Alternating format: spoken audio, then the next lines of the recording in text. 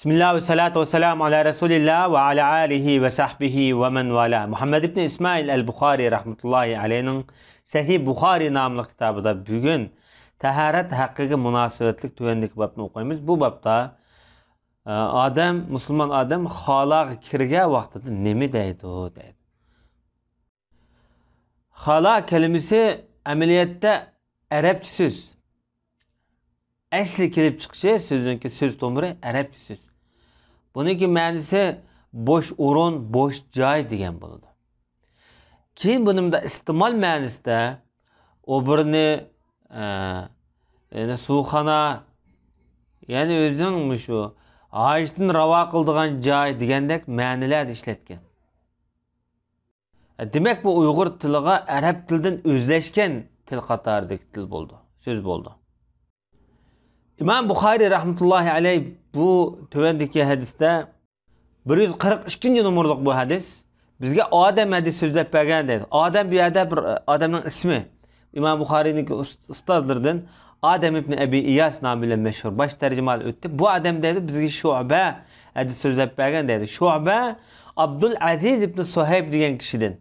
Bu kişi dedi ben Enes ibn Malik'nin mundak digerlikini anlayan edeyim dedi.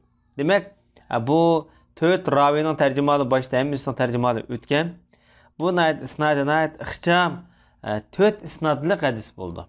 Yani anlayan devri zich. Enes ibn Malik raziyallahu anhu şundaq deydi. Peygamber aleyhissalatu vesselam xalağı kirgen vaqtida mundaq deydi.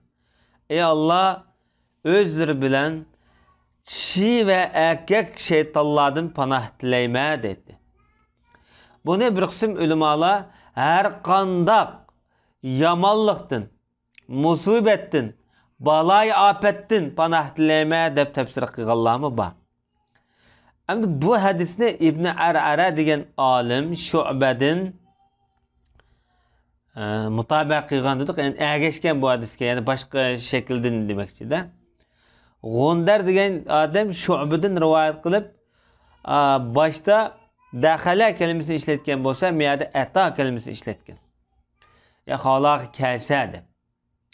Musa degan kishi Hammaddan rivayet kılıp iza dakhala deb işletken.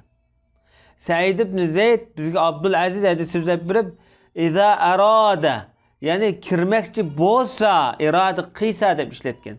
Eng muhimi bu hadisni bir necha xil raviylar har xil iboratlarni ishlatgan, ma'nodash kalimalarni ishlatgan, ammo mazmuni shu, mazmuni o'pma o'xshash.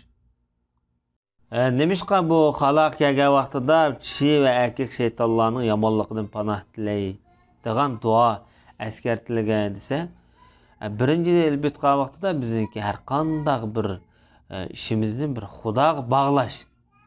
Bu bir ne'mat. O yegan narsa chiqmasa o xatarlik, odamning salomatligiga hamma jihatdan bir ziyonli bir avval. Bu Xudoga bo'lgan bir tashakkur, Xudoga bo'lgan dilimizni bir bog'lash, tiklash maqsad qilingan. Bu yerda yani konkret elib o'tgan vaqtida bu xala shaytonlarning ko'pincha mushta yig'ilishadigan jamoat so'rini, shayton jamoatining. Chunki bular mushta maynakchilik bayadi ko'p. Makallaşkan, makan tutkan. Şuna bunun ziyan, yamanlıktan saklanış için Allah'ın zikir kılış arkalık bunu qoğlaş. Bu hadiske ibaretlerinin xilmi-xil işletilgen usluptur oxşaması sebebiden ulemalar bir neçə xil göz qaraşdı bolğan. Yani bu duanı işide xalaq kirpilab oqundu yoki teşida kirmekçi bolğan 6'da oqundu deb. Lekin bunundaki eng sahih güçlü qaraş şu xalaq kirishning oldida o'qiydi. Navada unutib qolsa, o birine kirib bo'lgandan keyin buni qalbida niyat qiladi.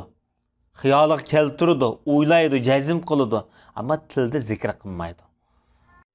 Va sallallohu ala nabiyina Muhammad va ala alihi va sahbihi ajma'in.